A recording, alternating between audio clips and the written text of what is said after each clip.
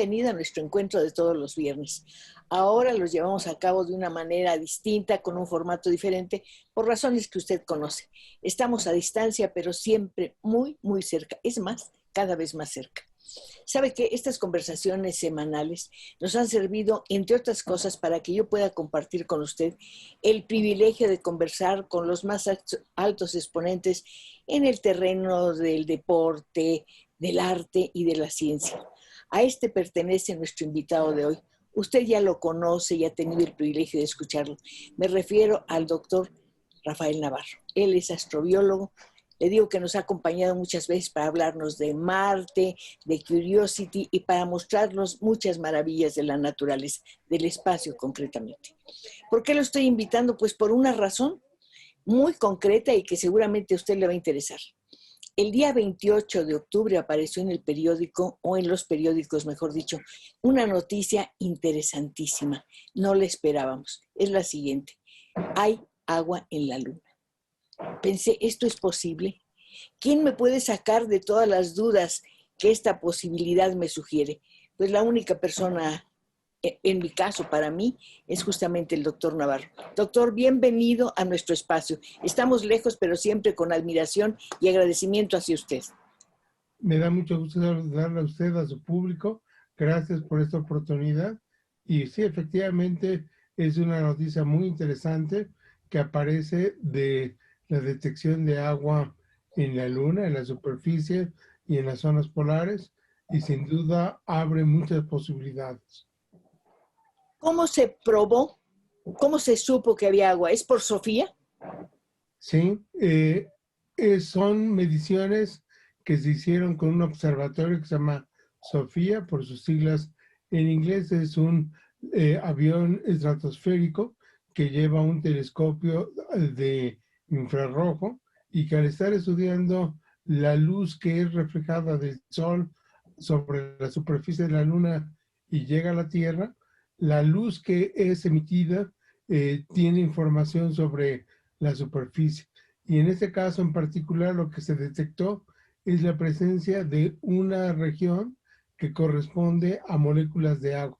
Ya previamente se había detectado por esa misma técnica de estudiar la luz, la presencia de dos componentes del agua. El agua está formada por dos átomos de hidrógeno y un átomo de oxígeno. Previamente se había encontrado la presencia de átomos de hidrógeno y de oxígeno, OHs, pero estos OHs podrían provenir de agua o de algún otro mineral que tuviera esos componentes. Y no se sabía con precisión, pero con este nuevo estudio se confirma que es moléculas de agua que están en la superficie lunar. En la superficie, pero no en la forma fluida en que la conocemos. Están atrapadas. El agua está atrapada en celdas congeladas. Sí, hay dos tipos de agua que se han encontrado. El agua, como la conocemos en la Tierra, está de manera abundante en su forma líquida, en los océanos, en los ríos, lagos, en forma gaseosa, como es el vapor que forman las nubes, o en forma congelada, en los hielos, en las partes polares. También hay agua que está atrapada, puede ser absorbida o en la red cristalina de los minerales. En este caso particular del experimento que hizo Sofía, es la detección de agua que está atrapada en el interior de cristales y que nos da información sobre su formación de esos minerales. Se formaron cuando había agua de una cantidad en la Luna. No es mucha la cantidad de agua que encontrar, son cantidades muy pequeñas de microgramos, 1 millón de gramos de agua, pero es pequeñísima. Podemos decir que hay más agua en las arenas del desierto del Sahara, que lo consideramos seco, a la cantidad de agua que hay en las arenas de la Luna. No obstante, es un descubrimiento muy importante porque nos indica que este recurso podría ser disponible en la Luna. También hay otro experimento que se publica, otro resultado, en la misma revista, una revista muy famosa que se llama Nature Astronomy de Inglaterra, donde se estudió las zonas de la Luna que están siempre apuntando al Sol y a la Tierra, que hay regiones que están sombreadas y en esas zonas sombreadas la temperatura es sumamente baja y permite que pueda haber agua congelada en el subsuelo a unos decenas de centímetros o más. Y Esa esto agua, perdón, doctor, esa agua congelada es una especie de piso de hielo. de hielo, pero no sería como el que estaría superficial, sino serían suelos congelados como los que hay en Siberia, en Alaska, en esas regiones frías, donde el suelo está congelado, pero esto estaría congelado no en la superficie, sino un poco más abajo, y aumenta su concentración de hielos conforme uno se va hacia los polos, que son las zonas más frías. Doctor, alguien subrayaba la importancia de este descubrimiento en un punto, que se encontró agua sobre todo en el polo sur de la Luna. ¿Es así y es importante? Sí, es importante porque, bueno, en primer lugar, mucho se había especulado sobre la presencia de agua, de compuestos orgánicos en la Luna, y de hecho, parte de la exploración a la Luna por las misiones de Apolo era tratar de ver si podría haber agua y compuestos orgánicos. En la década de los 60, el famoso astrónomo Carl Sagan había hecho un cálculo que podía encontrar grandes cantidades de materia orgánica en la Luna. Y la gran sorpresa cuando fue las primeras misiones a la Luna con el Apolo 11 y se trajeron esas rocas para analizar en la Tierra, es que no había nada de materia orgánica, los niveles eran extremadamente bajos y tampoco se detectó la presencia de agua. Esos suelos habían sido colectados en cápsulas que sellaron y cuando llegaron a Houston y que las analizaron, lo que encontraron fue la presencia de agua en esas muestras lunares. Sin embargo, los investigadores no consideraron que pudiera ser agua lunar porque como no habían sido selladas herméticamente en la luna por la presencia de polvo que había quedado atrapado en la rosca de los frascos, se pudo haber metido vapor de agua de la Tierra y se pudieron contaminar, pero desde el Apolo 11 se había encontrado la presencia de agua en la Luna, pero se descartó que fuera lunar. No fue hasta las primeras misiones rusas que trajeron rocas y suelo de la Luna a la Tierra, que ellos sí confirmaron la presencia de pequeñas cantidades de agua en la Luna. Voy a hacer un apartado por lo siguiente. Usted habla de rocas traídas del espacio. Mencionó cuando estaba trabajando, cuando sigue trabajando en Marte, realmente no lo sé, creo que sí. Comentaba que traer rocas de Marte podía resultar contaminante o bien llevar material de la Tierra a Marte. ¿Ese tránsito es peligroso? Sí, de hecho, es una pregunta muy interesante y de hecho, por eso fue la razón. Ahorita, si uno ve a los astronautas que van a la Luna o a la Estación Espacial Internacional y regresan a la Tierra, no es necesario que tengan una cuarentena tan estricta porque sabemos que no hay vida extraterrestre en esas regiones. Pero cuando fue la primera misión Apolo, la Apolo 11, los astronautas cuando llegaron a la Tierra quedaron en cuarentena 40 días aislados porque se temía que pudieran haber traído organismos de la Luna y para descartar esa posibilidad quedaron aislados. Se pensaba de la posibilidad de que hubiera vida inclusive en la Luna. Ahora seguimos con este protocolo. No es es importante proteger a la Luna de contaminarla. Sin embargo, las condiciones ambientales que hay en la Luna hace difícil que pudiera haber vida de la Tierra que se pudiera establecer y florecer ahí. Afirma que no hay vida en la Luna. ¿Cómo sabemos que no hay vida de otra manera, expresada de otra manera, manifestada de otra manera que ignoramos, que no conocemos?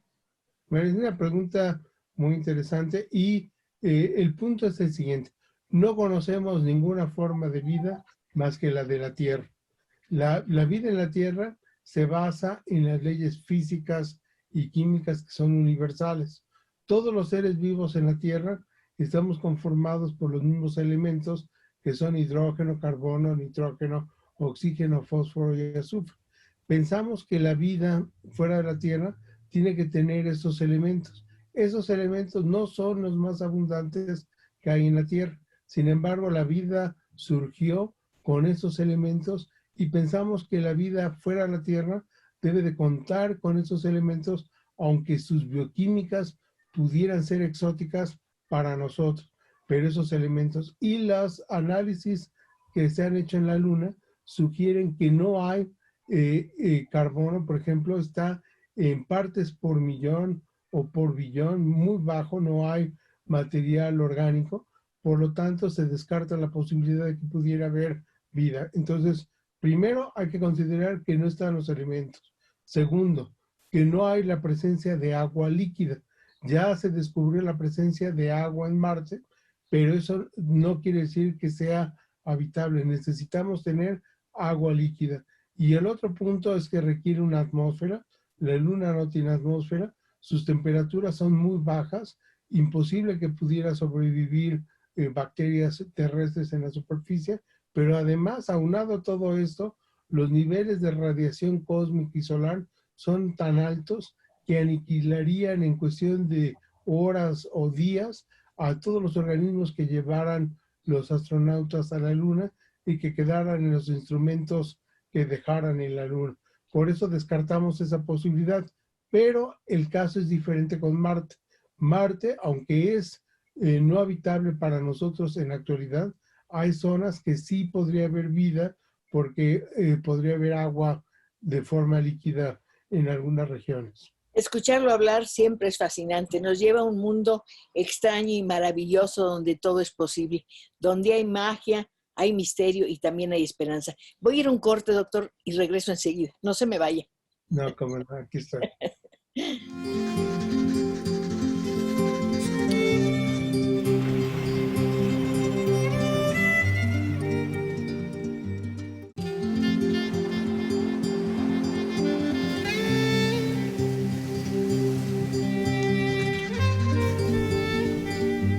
Estábamos hablando de la noticia que apareció el día 28 en el periódico, en todos los periódicos, acerca de que se descubrió que hay agua en la Luna.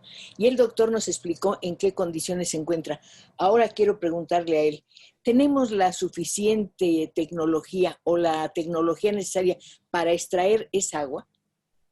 Sí, es posible y de hecho por eso la noticia es sumamente importante.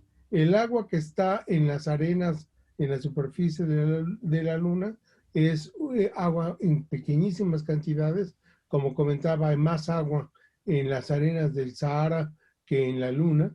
No obstante, el agua que está congelada en el subsuelo y que va aumentando en concentración conforme nos acercamos a los polos, esa agua que está en el polo sur y en el polo norte lunar, sí son un recurso importante que la NASA ha considerado como una posibilidad para poder explotar esa agua, para poderla utilizar de uso humano, para poderla separar de su forma química y producir oxígeno e inclusive hidrógeno, y la combinación de hidrógeno y oxígeno tener combustible para misiones que pudieran ir de la Luna a Marte y de la Luna a la Tierra.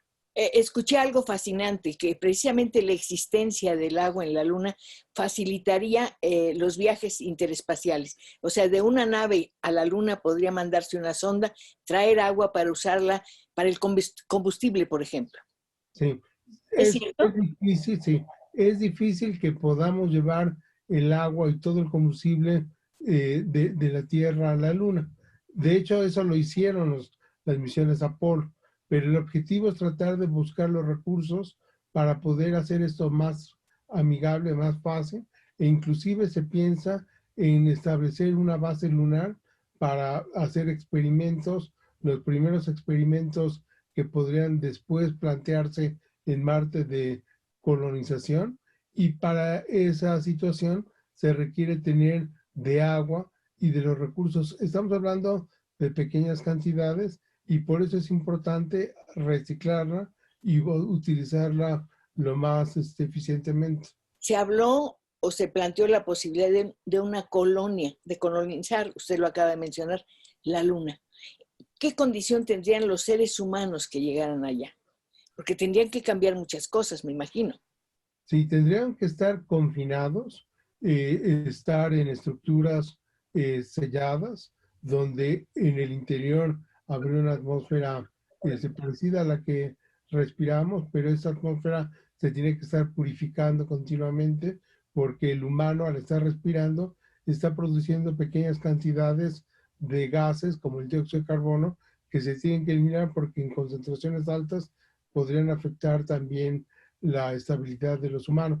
Entonces habría que tener estas condiciones y cuando se hicieran caminatas o salidas al exterior de la Luna, habría que usar los trajes especiales porque los niveles de radiación son altos.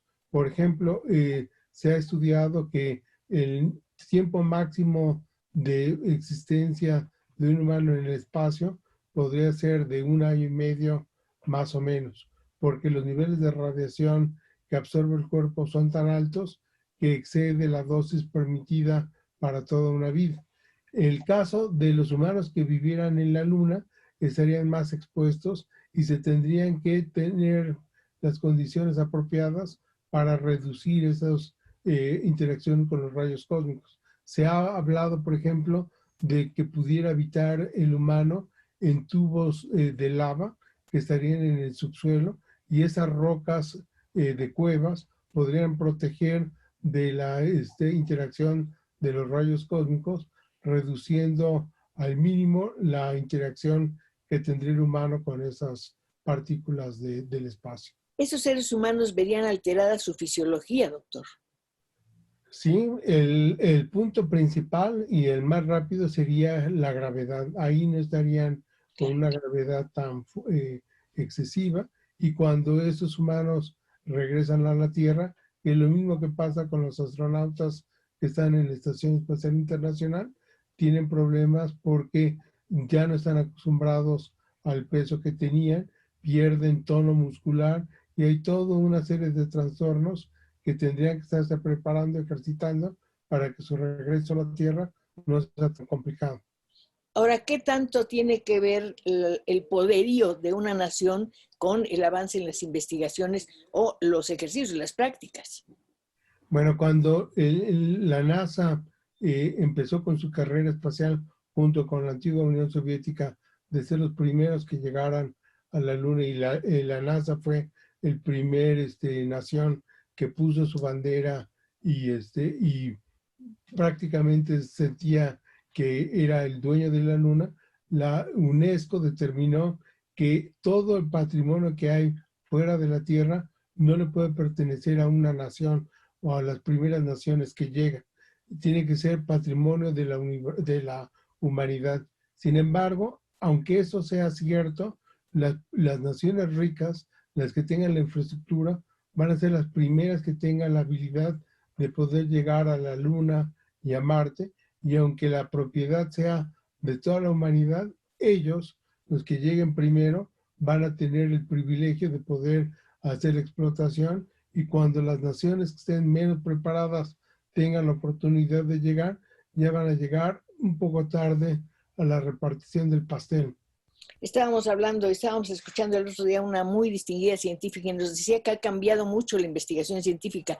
Dice, antes quizás lo podía hacer un país, ahora tiene que ser una colaboración permanente de todos los países porque es muy costoso, el trabajo es muy costoso y es muy difícil de cubrir por un solo grupo de personas. Sí, de hecho, el programa espacial que tenía la NASA para ir a la Luna lo manejaba el gobierno. Y ese proyecto, Constellation, lo tuvo que cancelar Obama porque era muy costoso. Lo que él trató de buscar es la alianza con la industria y con otras naciones para poder trabajar juntos en esta exploración espacial. Efectivamente, las misiones actuales, por ejemplo, Curiosity, en la que yo participo, tienen participación no solamente de los Estados Unidos, sino de la comunidad europea, en particular de Francia, Alemania, España y algunas otras naciones, de Canadá, de los rusos, y bueno, México, aunque no contribuyó económicamente en la construcción del vehículo robótico. Yo participo como investigador mexicano en esa misión de Marte. Además, es el único mexicano que colabora en la NASA y me encantaría, siempre he tenido deseos de hacer una pregunta muy sencilla y a lo mejor le parece a usted boba por su experiencia, pero yo no la tengo. ¿Cómo es la NASA? Bueno, la NASA tiene muchos campus, es como una universidad, pero la diferencia que tiene es que las universidades se va a estudiar, se dan clases y se hace investigación. En la NASA es exclusivamente investigación científica orientada al espacio o también de estudios de la Tierra a través de satélites que remotamente están estudiando la Tierra, pero hay zonas restringidas y cada vez se vuelve más difícil el acceso.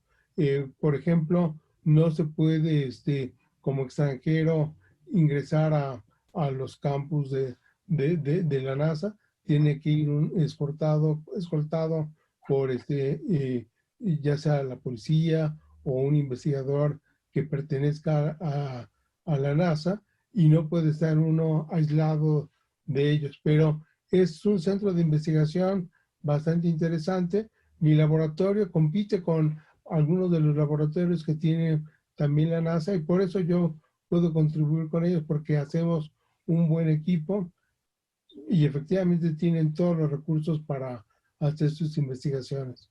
Pues es un mundo fascinante que no todos podemos conocer, pero que ahora estamos conociendo gracias a su generosa participación en este programa. Doctor, inevitablemente tenemos que mencionar la pandemia. Todos estamos envueltos en este tema, asustados, temerosos, la incertidumbre es general y a lo mejor en este momento sería bueno preguntarnos, ¿la pandemia interrumpirá la carrera espacial?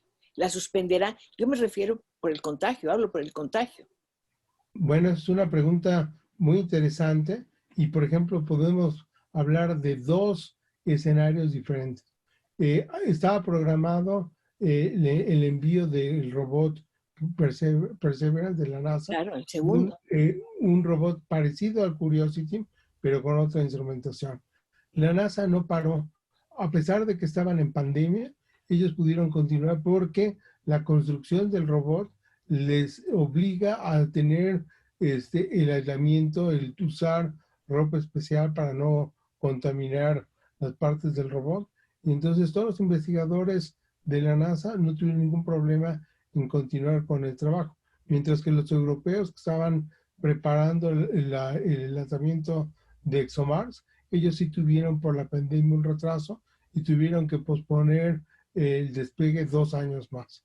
Pero el hecho de que tengamos esta pandemia complica un poco las interacciones.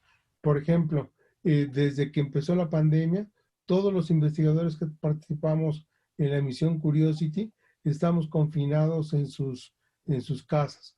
Es raro el que puede estar trabajando en los laboratorios. Sin embargo, la infraestructura para poder hacer la exploración está ya dada, que no necesitamos movernos porque estamos trabajando con un robot que está en Marte y que desde la Tierra le estamos mandando los comandos para que haga las acciones que se requieren. Entonces no importa que sea en un campus de la NASA, en la casa de los investigadores o en qué zona del país o del planeta uno esté para hacer esa investigación, pero la interacción con humanos se ha vuelto complicada por esta pandemia, y eso abre la posibilidad, por ejemplo, hemos hablado de traer rocas de la Luna, y también se plantea con este robot que está en camino a Marte, de que colecte rocas en la superficie marciana, las va a encapsular para que eventualmente otro robot las lleve de la superficie de Marte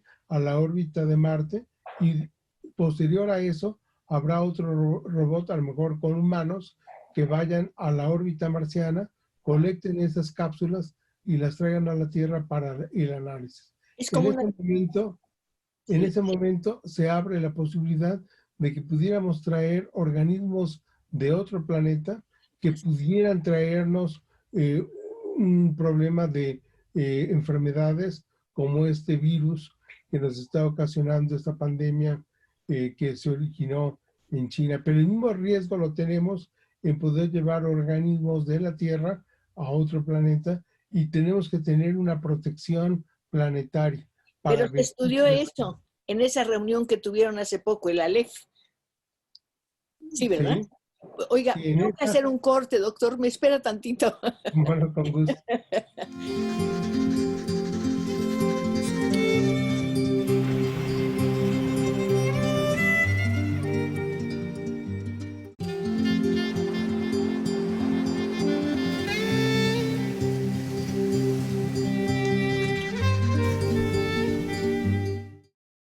Hablábamos del ALEF, pero no del que creó, inventó Borges, Jorge Luis Borges, sino del otro ALEF. Esa reunión que, pues, en la que estuvieron presentes los mejores científicos y artistas del mundo entero, doctor.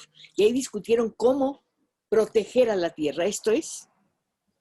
Sí, efectivamente, a mí me tocó hablar de manera virtual remota sobre la posibilidad de traer virus de otro planeta a la Tierra o inclusive que lo podamos llevar de la Tierra a Marte.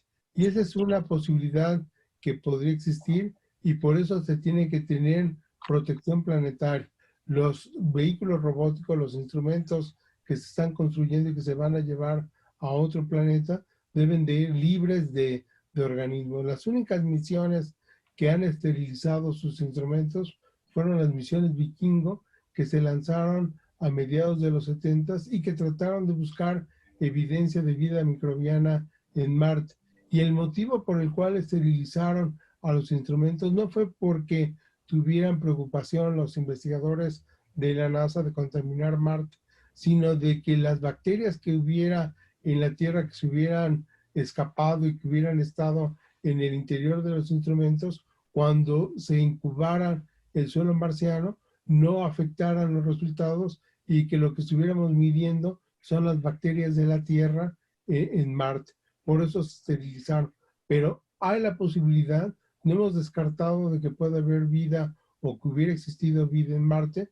Curiosity ha encontrado la evidencia de un ambiente habitable, hubo agua líquida, hubo todos los ingredientes para la vida como los elementos que mencioné de hidrógeno, carbono, nitrógeno, oxígeno, fósforo, azufre, compuestos orgánicos, compuestos nitrogenados. No hemos encontrado evidencia de vida, pero sí todos los elementos que la pudieron conformar. El agua es vida y por eso mandaron a Curiosity al cráter Gale, porque Sí, ahí porque antes hubo un lago. si es un cráter, se formó por el impacto de un asteroide hace 3.500 millones de años, en un momento que la vida en la Tierra florecía. Y es posible que en ese momento también la vida en Marte estuviera floreciendo. Hay evidencia, la encontró Curiosity, de que fluyó un río desde la parte alta del cráter al fondo y ese río alimentaba la formación de un lago. Hemos analizado los sedimentos, los lodos que se formaron en el fondo de ese lago y encontramos evidencia de que pudo haber vida en el planeta. Sin embargo, en otras regiones, porque el Curiosity está ubicado en el Ecuador, muy cerca del Ecuador, pero en las zonas polares o hacia las zonas polares puede haber agua congelada en el subsuelo y más profundo podría haber agua líquida y podría haber vida microbiana en esa región. Entonces, los robots que van a Marte, como Curiosity y los siguientes que están en camino, no pueden acercarse a más de ciertos metros de distancia, ¿sí? En el caso de que encontraran evidencia de agua en la superficie, porque la presencia de agua abre la posibilidad de que pudiera haber vida en esa zona, a diferencia de la Luna, que las condiciones no permiten que pueda haber vida, aunque hubiera agua congelada en la Luna. Curiosity nació en el 2012, ¿verdad? De hecho, iba a lanzarse y hubiera nacido 2 años antes, en el 2009. Nueve. Lanzado en el 9 y llegado el 10, pero tuvo un problema con una de las llantas. Las llantas tuvieron un problema que tuvieron que retrasar su prueba 2 a 3 meses y eso no pudo ser suficiente porque la Tierra y Marte están rotando alrededor del Sol. El Marte está cerca a nosotros cada 2 años. El periodo de rotación de Marte es de 2 años alrededor del Sol y cada 2 años nos acercamos. En un año estamos en el lado opuesto, Marte está del otro lado del Sol y nosotros en el lado opuesto, pero cada 2 años nos acercamos. Entonces, la ventana ideal para mandar misiones a Marte es cuando los dos planetas se acercan. Y esos 2 meses de retraso impidieron que Curiosity se lanzara en el 2009, se tuvo que lanzar en el 2011 y llegó en el 2012, cuando prácticamente se puede considerar que nació el robot en Marte, porque además coincide con 9 meses de travesía de la Tierra a la Qué Luna, que bonito. es el periodo estacional humano. Qué maravilla, me parece. Esto humaniza más todavía a Curiosity. Ahora, ¿qué nos ha dado desde que fue lanzado? ¿Cuál es la propuesta más interesante que ha hecho, el descubrimiento más importante que ha hecho? Bueno, ha hecho una gran cantidad de descubrimientos, pero uno sin duda muy importante fue que por primera vez cruzó el lecho de un río, un arroyo que ahora está seco, pero que pudo encontrar la evidencia de las rocas redondeadas que fluyen en los ríos, cántaros, los encontró. Entonces es la evidencia más concreta. Encontró lodos que se formaron en el fondo de un lago que tuvo las condiciones de agua neutra, como la que bebemos todos los días nosotros, encontró todos los ingredientes que forman la vida y además algo muy interesante es que encontró los compuestos orgánicos que no sabemos si son residuos de seres vivos o alimentos que utilizaron esas bacterias para su supervivencia. Hemos encontrado compuestos nitrogenados y todo parece indicar que hubo vida en Marte, pero no hemos encontrado la evidencia concreta y en gran parte porque Curiosity no es un instrumento de detección de vida, es un instrumento para determinar la zona, si fue habitable para la vida o no. Es el siguiente robot que va en camino, que va a buscar las mejores posibilidades de encontrar evidencia de vida y las va a poner en cápsulas que eventualmente van a llegar a la Tierra para estudiarlas. Es decir, que a lo mejor en unas décadas sabremos si hay o no vida en Marte. Doctor, sé que o me han dicho que se está preparando una misión para el 2024. ¿Es cierto? Bueno, la misión que se tiene programada ya está en camino. Hay otra misión de ExoMars de lanzarse en el 2022, pero Estados Unidos está trabajando muy rápidamente porque quiere volver a poner el hombre en la Luna. Para llegar a Marte necesitamos volver a la Luna y hay, además de las agencias espaciales, otras compañías que están colaborando con la NASA y con otros países para poner estas misiones, pero en particular de una misión en el año 2024 no la conozco, y eso que he estado hace una semana en una reunión de la NASA virtual donde estudiamos todos los últimos descubrimientos que tenemos de Curiosity. ¿Cuál es el último, el que más lo impresionó?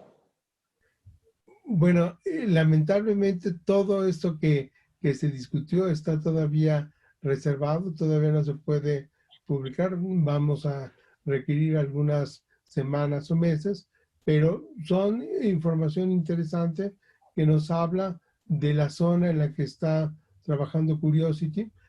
Curiosity ha recorrido casi 22 kilómetros de distancia desde que llegó casi en el centro del lago del cráter Gale.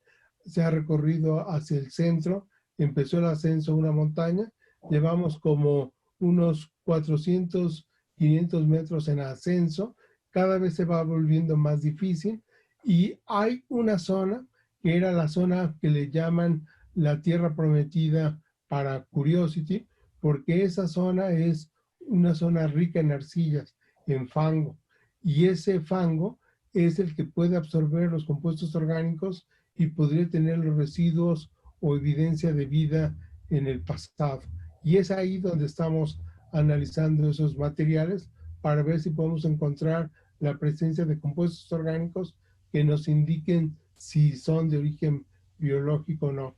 Pero Curiosity está a punto de salir esta zona, se va a ir a la zona más alta que va a poder ascender el robot, y es una zona de salares donde ya va a encontrar la época en que ese cráter dejó de ser habitable. ¿Por qué? Porque Marte ya no tuvo el agua líquida, llegaban periodos de sequía y después volvía nuevamente a tener periodos cortos de agua líquida. Esa agua líquida se evaporaba rápidamente y formaba salares.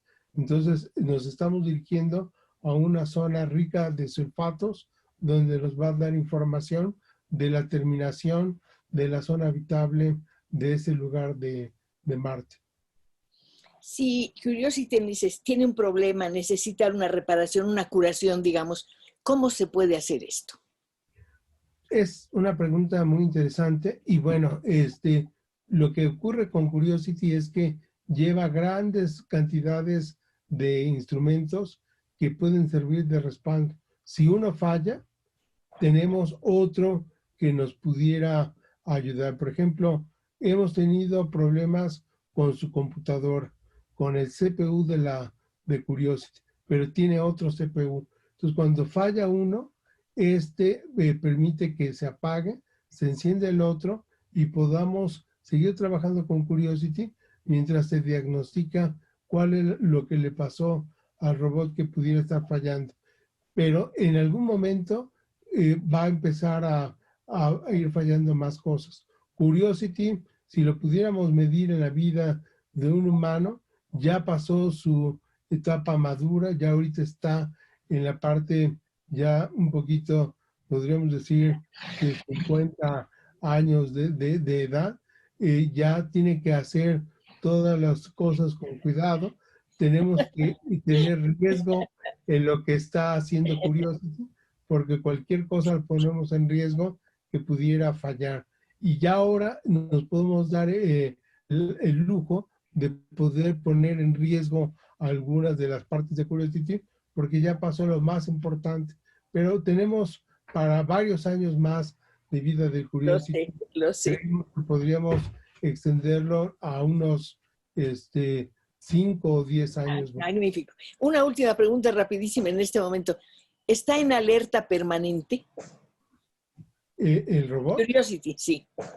El robot está en alerta permanente, se le dan comandos, todos los días en la noche de nosotros se le mandan los comandos para que cuando amanece el robot ya pueda trabajar. El robot se mueve durante el día, en la noche podríamos decir que duerme, es cuando analiza sus resultados, procesa las muestras, manda la información y la actividad la tiene durante el día. Y bueno, uno de los problemas que le va a estar pasando al Curiosity es que lleva una pila nuclear. Esta pila está decayendo y también la batería, la recarga de la batería ya no puede mantener la carga como cuando era nuevo. Entonces, si antes tenía una actividad de 8 o 12 horas diarias, ahora va a ir reduciendo y va a tener que trabajar menos tiempo, 4 horas, 6 horas. Pero esto es bueno también porque los mismos ingenieros que operan a Curiosity van a tener que estar operando al otro robot que es Perseverance, que llega en febrero. Entonces, la NASA tiene que dividir sus actividades para controlar a 2 robots simultáneamente.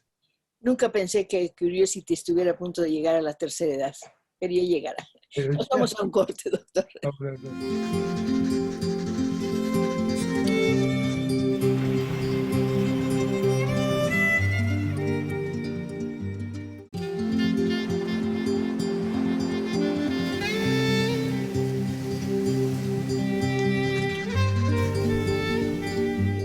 ¿Por qué el planeta rojo es azul? ¿Por qué está lleno de dunas azules? Bueno, las dunas se ven de color rojizo y el planeta es rojo porque tiene una gran cantidad de hierro que, que refleja ese color y da la forma azul. En ocasiones puede tener algunas tonalidades diferentes, pero en general se ve rojo el planeta. Y algunas imágenes son procesadas para ver los minerales y poder estudiar con más detalle cuáles son, pero son colores falsos. Pero en general lo vemos en tonalidades rojas. En una imagen que vi de Marte, encontré arañas muy grandes, negras. ¿Son realmente existen? No, y le comento, por ejemplo, Curiosity obtiene una cantidad impresionante de fotografías todos los días.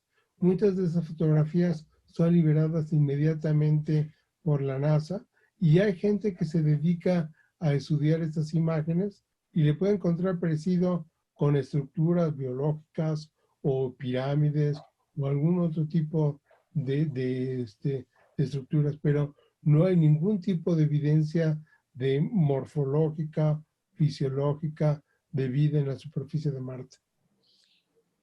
Leía una nota también que decía, a pesar de las investigaciones, Marte está lleno de secretos, aún para la ciencia.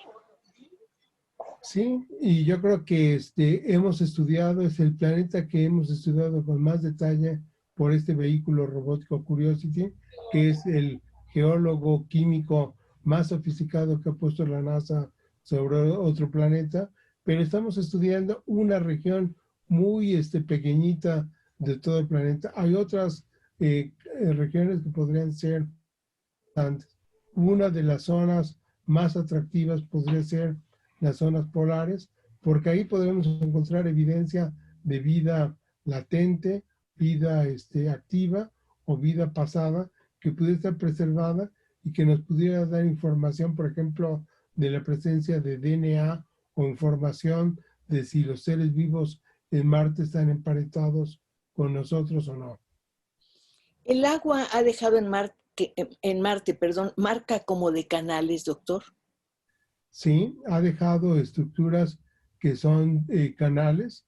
En algún momento se especuló, por ejemplo, si esos canales pudieron haber sido formados por algún otro fluido que pudiera haber corrido en la superficie.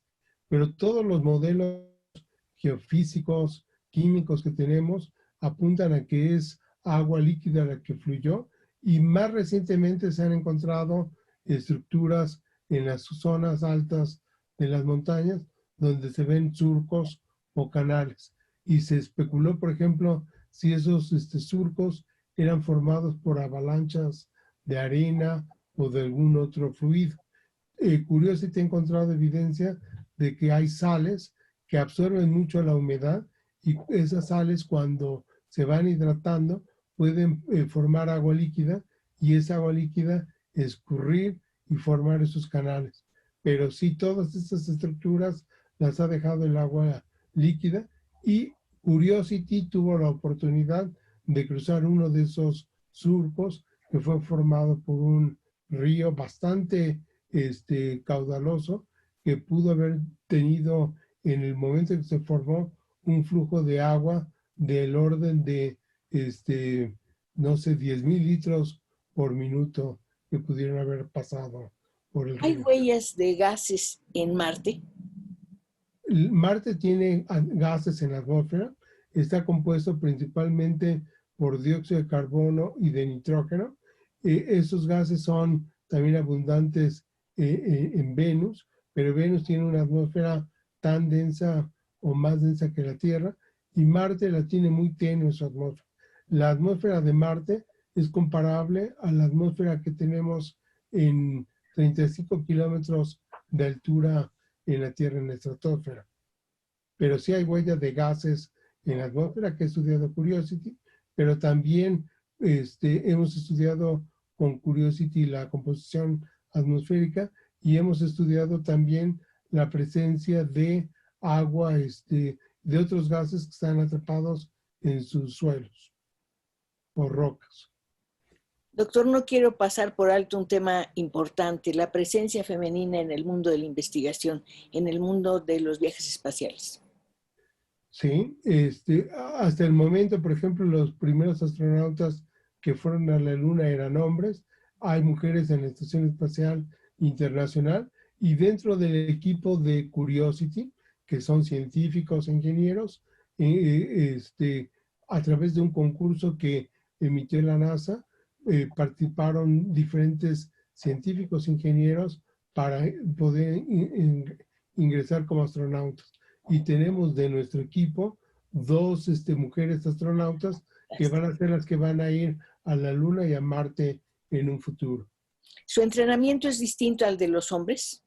No, es básicamente igual, tienen que prepararse, pero a diferencia del pasado, que eran militares o gente entrenada como astronautas, el interés ahora es que sean científicos o ingenieros para que tengan una actividad más técnica, más orientada a la exploración espacial y a la búsqueda de vida en Marte.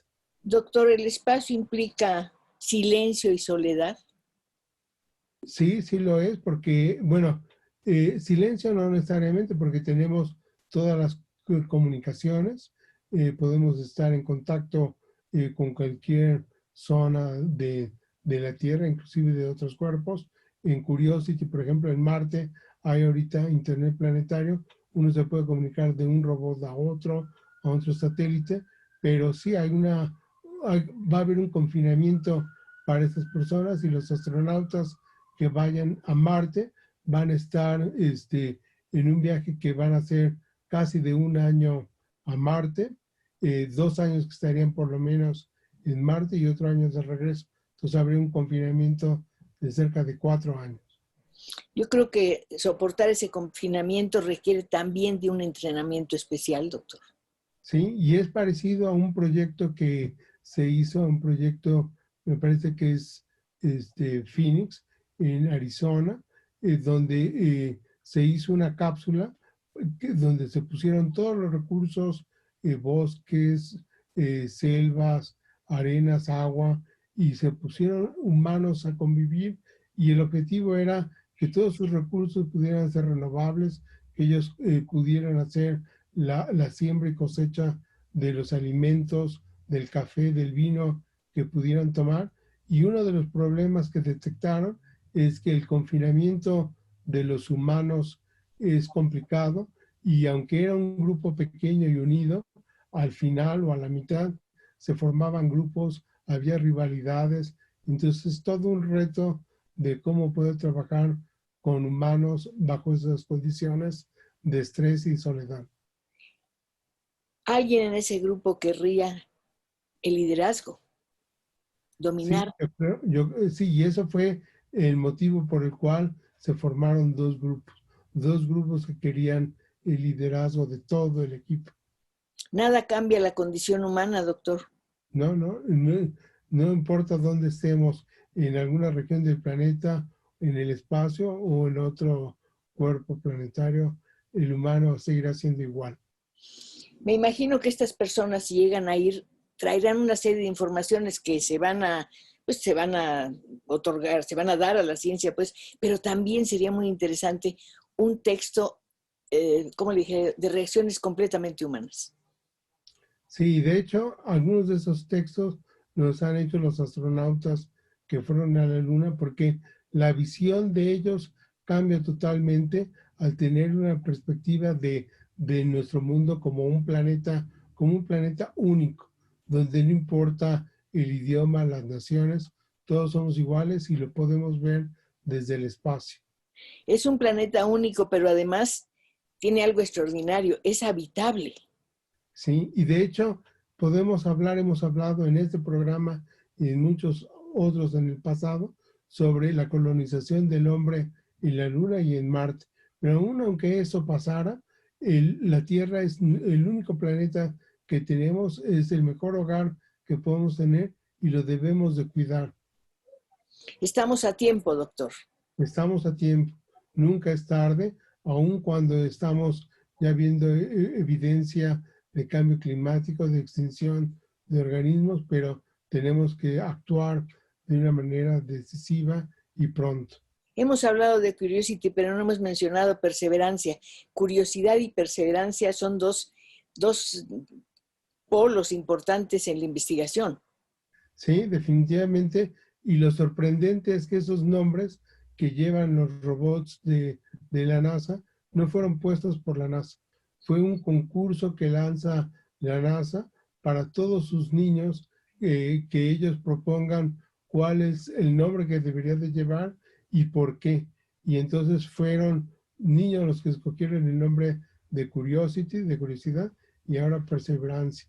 Y es efectivamente lo que está haciendo el otro robot, la Perseverancia, para poder continuar y darnos la información que requerimos para encontrar si hay o no vida. Cruzan las informaciones, doctor, me imagino.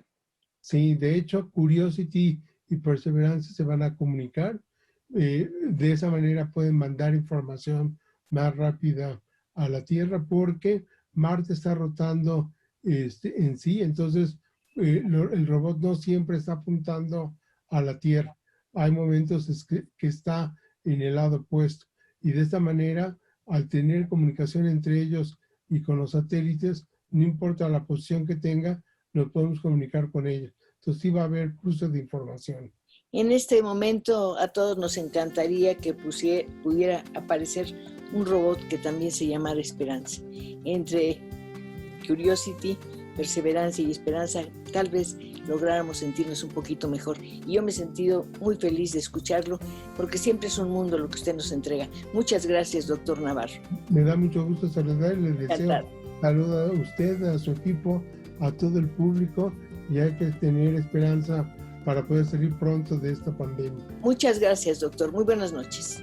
Gracias a ustedes que nos acompañaron.